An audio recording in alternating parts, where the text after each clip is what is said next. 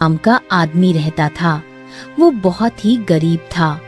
उसके गांव के किनारे एक नदी थी। सुबह होते ही वो अपनी फटी पुरानी जाल उठाता और नंगे पैर नदी की ओर निकल जाता। नदी में मछलियां पकड़ना ही उसका रोजगार था। जो मछलियां मिलती वो उन्हें गांव के बाजार में बेच देता और उसी से घर का खर्च चलाता था। अगर आज कुछ बड़ी मछलियां फंसेगी तो मजा ही आ जाएगा। कल तो बस 3 छोटी मछलियां ही मिली थीं। वो अपने पुराने जाल को देखते हुए मुस्कुराया। इस जाल ने भी अब दम तोड़ दिया है, लेकिन क्या करें, नया खरीदने के लिए पैसे भी तो नहीं है। नदी का पानी अब उतना गहरा नहीं रह गया था। पहले यहाँ बड़ी बड़ी मछलियाँ तैरती थी, लेकिन धीरे धीरे वो सब खत्म हो गईं। गांव के बच्चों ने और खुद रमेश ने इतने सालों में लगभग सारी मछलियाँ पकड़ ली थी। ऐसा लग रहा है कि इस नदी में एक भी मछलियां नहीं है। अब मेरा घर का गुजारा कैसे चलेगा। रमेश उस नदी में जाल फेंकता, लेकिन एक भी मछली नहीं मिलती है। शाम होते होते रमेश खाली हाथ लौट आता है। उसके घर में उसकी बूढ़ी माँ बैठी थी। क्या रे रमेश, आज कुछ मिला कि नहीं? नहीं अम्मा, आज भी नसीब ने साथ नहीं दिया। बेटा, मेहनत करने वाला कभी खाली नहीं रहता। भगवान पर भरोसा रखो, एक दिन किस्मत जरूर पलटेगी। हाँ अम्मा, उम्मीद ही तो जिंदगी का सहारा है। रात भर वो छत पर लेटा आसमान के तारे देखता रहा। कब तक ऐसे चलेगा? अगर न मछली रही तो मेरा क्या होगा। अगली सुबह रमेश फिर अपने पुराने रास्ते पर चल पड़ा।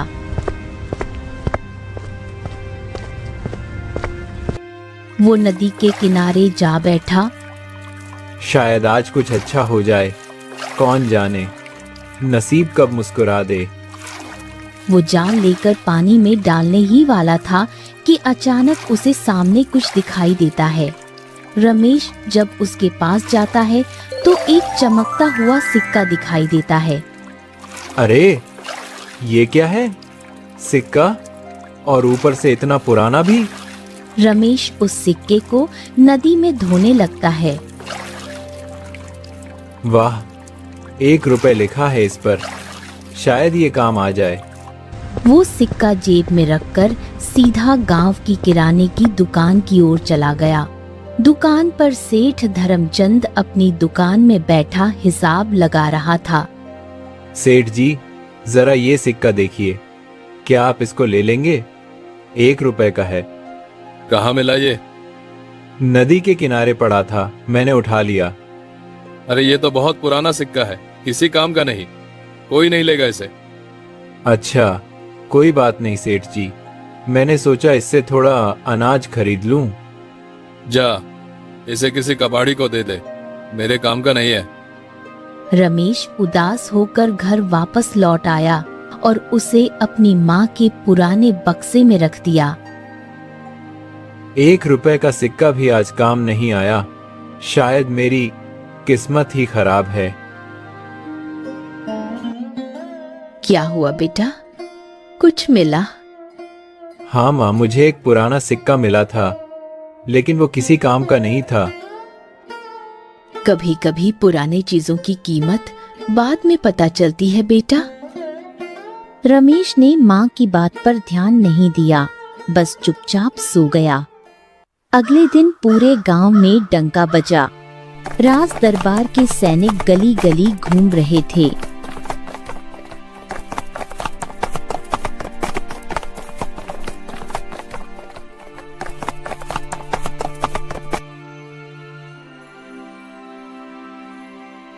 सुनो सुनो सुनो, हमारे राजा जी के कीमती सिक्के खो गए हैं। जो भी व्यक्ति उन्हें ढूंढकर दरबार में लाएगा, उसे सोने के मोहरों से नवाजा जाएगा।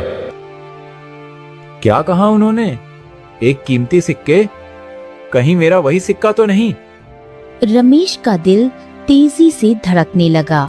वो भागकर अपने घर गया और उस बक्से को खोला। तो ये वही सिक्का है। अब तो मेरी किस्मत सच में बदलने वाली है। वो खुशी खुशी कपड़े बदलता है और राजा के दरबार जाने की तैयारी करने लगता है। लेकिन तभी किसी ने बाहर से दरवाजा खटखटाने लगता है।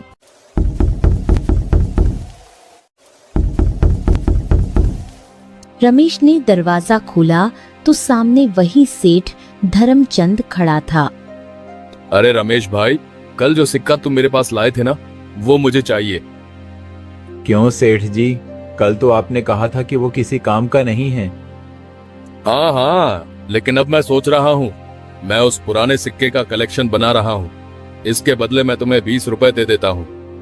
नहीं सेठ जी, अब मैं वो नहीं दूंगा। वो सिक्का मेरा है। देख रमेश, समझ ले, अगर नहीं दिया तो राजा से शिकायत कर दूंगा कि वो सिक्का तूने मुझसे चुराया है। जो सच है वही बोलूंगा। वो सिक्का मुझे नदी के किनारे मिला था। मैं झूठ नहीं बोलूंगा, चाहे कुछ भी हो जाए। सेठ गुस्से से पैर पटकता हुआ चला गया। अगली सुबह गांव में शोर मच गया।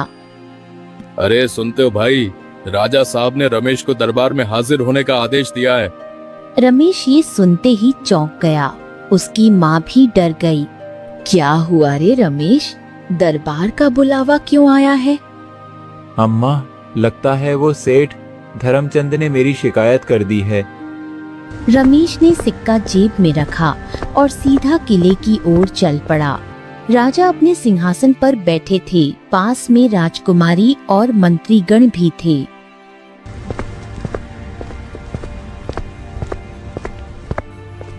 महाराज, सेठ धर्मचंद अपनी शिकायत लेकर उपस्थित हैं और सामने गांव का मछुआरा रमेश भी है। तो बताओ सेठ जी, क्या मामला है? महाराज, दरअसल ये गरीब आदमी रमेश ने मेरा कीमती सिक्का चुरा लिया है। वो सिक्का उन्हीं एक सिक्कों में से एक है जो आपकी घोषणा में बताए गए थे। राजा ने रमेश की ओर देखा। क्या ये सच है रमेश? नहीं महाराज, ये झूठ है। वो सिक्का मुझे नदी के किनारे मिट्टी में दबा मिला था। मैंने किसी से चुराया नहीं है। यह सुन राजा थोड़ा सोच में पड़ गए। सेठ जी, आपने कहा ये सिक्का आपका है, तो बताओ आपको कहाँ मिला था? जी महाराज, वो मुझे तो कल ही मिला था। जंगल में, जंगल के पेड़ के नीचे पड़ा था। और रमेश, तुम्हें कहाँ मिला था? महाराज, मेरे गांव की छोटी नदी के किनारे मिट्टी में दबा हुआ मिला था। मैं तो हर दिन वही मछली पकड़ता हूँ। ये सुन राजा थोड़ा सोच में पड़ गए। दोनों ही अलग जगह की बात कर रहे हैं। अब हमें सच का पता लगाना होगा। इसलिए मैं आदेश देता हूँ, दोनों को वहीं ले जाया जाए जहाँ जहाँ उन्होंने कहा है कि सिक्का मिला है। देखते हैं कौन सच बोल रहा है। सैनिकों ने दोनों को साथ लेकर चलना शुरू किया। पहले सेठ की बारी आई। सेठ ने सैनिकों को जंगल की ओर ले जाकर कहा, देखिए महाराज, यहीं इस पेड़ के नीचे मुझे सिक्का मिला था। राजा ने उस जगह को ध्यान से देखा। जमीन पर ताजा मिट्टी दिख रही थी, जैसे अभी अभी खोदी गई हो। ये तो बहुत नई खुदाई लग रही है। इतना पुराना सिक्का यहाँ कैसे आया होगा? वो जी शायद हवा में दब गया होगा महाराज। राजा ने कुछ नहीं कहा। उन्होंने सैनिकों को संकेत दिया। सैनिकों, अब नदी वाले स्थान पर चलो। सभी लोग नदी के किनारे पहुंचे। वहां मिट्टी में पुराना निशान साफ दिख रहा था, जैसे किसी ने वहीं कुछ निकाला हो। महाराज, यहीं से मिला था वो सिक्का। मैं रोज यही बैठता हूँ मछली पकड़ने। देखिए, ये मेरे जाल के निशान भी हैं। राजा के साथ आई मंत्री ने मिट्टी छूकर देखा। वो सूखी और पुरानी थी, जैसे कई दिनों से वैसी पड़ी हो। महाराज, लगता है ये बात सच है। यहाँ निशान पुराने हैं और जगह भी स्वाभाविक लगती है। अगले दिन फिर कार्यवाही शुरू होती है। राजा सिंहासन पर बैठे थे। बगल में उनकी बेटी राजकुमारी सुष्मिता, जो अपनी बुद्धिमानी के लिए पूरे राज्य में जानी जाती थी। वो अपने पिता की ओर झुककर बोली, पिताजी, अगर आप अनुमति दें तो मैं इस मामले की सच्चाई निकालना चाहती हूँ। ठीक है पुत्री, आज तुम्हारा न्याय ही इस मामले का फैसला करेगा। राजकुमारी ने सेठ और रमेश दोनों की ओर देखा। सेठ जी, बताइए, आपको वो सिक्का कब मिला था? घोषणा से एक दिन पहले मिला था राजकुमारी जी। अच्छा, लेकिन वो सिक्के तो 4 महीने पहले ही खोए थे, तो आपको वो एक दिन पहले कैसे मिल गया? यह सुन दरबार में सन्नाटा छा गया। सेठ के माथे पर पसीना आने लगा। और फिर आपने कहा कि वो जंगल में मिला है, लेकिन हमारे राज्य की सीमा में कोई भी जंगल नहीं है जहाँ राजा साहब की बेटी कभी गई हो, तो उस जगह सिक्का गिरा ही कैसे? सेठ अब कुछ बोल नहीं पा रहा था। राजकुमारी ने रमेश की ओर देखा। रमेश चाचा, बताइए, आपको वो सिक्का कहाँ मिला था? राजकुमारी जी, मैं हर रोज उस नदी में मछली पकड़ता हूँ, वहीं मिट्टी में दबा हुआ मिला था। मैंने किसी का कुछ नहीं चुराया है। राजकुमारी कुछ पल सोचती रही, फिर बोली, मुझे याद है, 4 महीने पहले मैं उसी नदी पर गई थी। वहाँ बहुत सारी मछलियाँ थी और मैंने अपने सैनिकों को कहा था कि उन्हें पकड़ ले। उसी दिन मेरे वो 1 सिक्के गायब हुए थे। मतलब सच यही है कि वो सिक्का रमेश को ही मिला था। यह सुनकर राजा ने गुस्से में मुट्ठी भींच ली। उन्होंने सेठ की ओर देखा।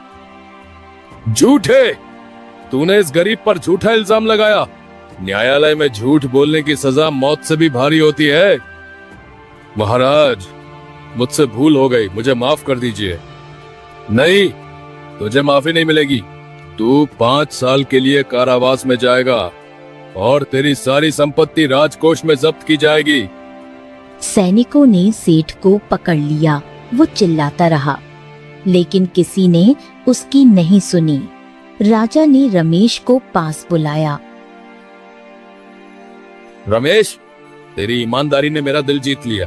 तूने झूठ के सामने सिर नहीं झुकाया, इसलिए मैं तुझे उन 1 सिक्कों के बदले सोने की 100 मोहरें देता हूँ। यह सुन रमेश की आंखों में आंसू आ गए। महाराज, ये आपकी दया है, लेकिन अगर आप अनुमति दे तो मैं उस नदी में फिर से मछलियां छोड़ना चाहता हूँ, ताकि वो फिर से जीवित हो जाए जैसे पहले थे। यही तेरी असली दौलत है रमेश। जा, भगवान तुझे सदा खुश रखे। राजा ने गरीब मछुआरे को सोने की 100 मोहरें दी। रमेश राजमहल से अपने झोले में सोने की मोहरें लेकर घर लौट आया। रमेश बहुत ही खुश था। अरे बेटा, ये क्या है तेरे हाथ में? अम्मा, राजा साहब ने 100 सोने की मोहरें दिया है। यह सुन माँ की आंखों में आंसू आ जाते हैं।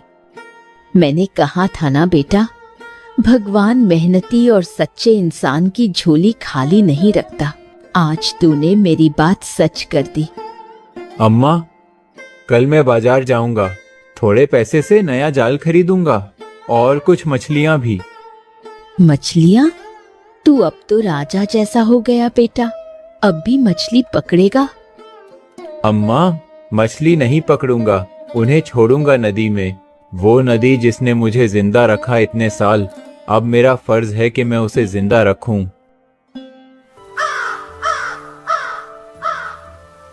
अगले दिन रमेश बाजार गया। उसने अपने पुराने जाल के बदले नया और मजबूत जाल खरीदा, मगर इस बार मछली पकड़ने के लिए नहीं, मछलियाँ छोड़ने के लिए। वो थैले में छोटी छोटी मछलियाँ भरकर वापस अपनी पुरानी नदी के किनारे पहुंचा और रमेश उस नदी में सभी मछलियाँ छोड़ देता है। जाओ फिर से जी लो अपनी जिंदगी, अब तुम्हें कोई नहीं पकड़ेगा। तुम्हारी वजह से ही मुझे मेरी किस्मत मिली है। उधर राजमहल में राजा अपनी बेटी राजकुमारी सुष्मिता से बोले, पुत्री, आज तूने बहुत बड़ा न्याय किया है। तूने सिखाया कि ईमानदारी सबसे बड़ी संपत्ति है। उस गरीब के चेहरे पर जो चमक थी वो किसी ताज से कम नहीं थी। पिताजी, अगर मैं उस नदी पर ना जाती तो शायद वो सिक्के ही मेरी याद बनकर रह जाते, लेकिन आज उन सिक्कों ने किसी की जिंदगी बदल दी। यही असली खुशी है।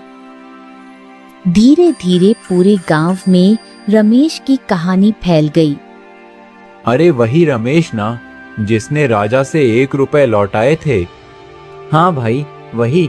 अब तो वो नदी में मछलियां छोड़ता है, पकड़ता नहीं। धीरे धीरे लोग रमेश को अब ईमानदार रमेश कहकर बुलाने लगे। जिस इंसान को पहले कोई साधारण मछुआरा समझता था, वो अब गांव की इज्जत बन चुका था। एक दिन गांव के बुजुर्गों ने तय किया, रमेश ने हमारी मिट्टी का नाम रोशन किया है, हमें उसका सम्मान करना चाहिए। अगले रविवार को गांव के चौपाल में एक छोटा सा समारोह हुआ और रमेश के गले में फूलों की माला डाली गई। गांव का मुखिया बोला, रमेश, तूने हमें दिखाया कि ईमानदारी सिर्फ एक शब्द नहीं, बल्कि जीने का तरीका है। जिस चीज को लोग अक्सर नजरअंदाज कर देते हैं, तूने उसे अपना गर्व बना लिया। तेरे कर्मों ने हमें सिखाया कि सच्चाई कभी व्यर्थ नहीं जाती, भले ही देर लगे पर उसका फल मीठा ही होता है। आज तेरे जैसे लोगों की वजह से ही हमारा गांव गर्व से सिर उठा सकता है। हाँ मुखिया जी, रमेश ने तो हमारी सोच ही बदल दी है। पहले हम सब सोचते थे कि 1 रुपए की क्या औकात होती है, पर आज उसी 1 रुपए ने हमें सिखा दिया कि ईमानदारी की कीमत सबसे बड़ी होती है। अब हमारे बच्चे भी रमेश को देखकर कहते हैं, हम भी बड़े होकर रमेश काका जैसे ईमानदार बनेंगे। मैंने कुछ बड़ा नहीं किया मुखिया जी, बस वही लौटाया जो मेरा नहीं था, पर भगवान ने बदले में मुझे सब कुछ दे दिया, सम्मान, सुकून और अपनेपन की नदी। पहले मैं मछलियां पकड़ता था ताकि पेट भरे, पर अब मैं उनके साथ जीना सीख गया हूँ। पहले मैं पानी में जाल डालता था, अब उसी पानी में अपनी आत्मा की शांति ढूंढता हूँ। कभी सोचता था कि जिंदगी सिर्फ 2 वक्त की रोटी का नाम है, पर अब समझ आया, रोटी पेट भरती है, सच्चाई दिल भर देती है। पहले मेरे पास रोटी थी पर चैन नहीं था, अब चैन है और वही सबसे बड़ी दौलत है। बेटा, तूने हमें सिखाया कि अमीरी पैसों से नहीं बल्कि दिल की सफाई से आती है। सच्चाई की कीमत पैसे से नहीं, इंसानियत से तय होती है।